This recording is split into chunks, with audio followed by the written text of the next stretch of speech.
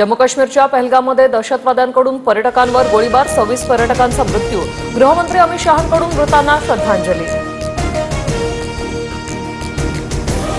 गृहमंत्री अमित शहांची पहलगाममधील घटनास्थळाला भेट। अमित शहांनी बेसरन खोऱ्याला भेट देत दहशतवादी हल्ल्याचा आढावा घेतला।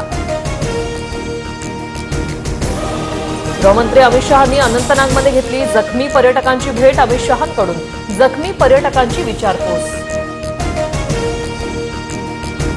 पहलगाममध्ये हल्ला करणाऱ्या दहशतवाद्यांचे फोटो समोर 2 पाकिस्तानी तर 2 स्थानिक दहशतवादी असल्याची सूत्रांची माहिती।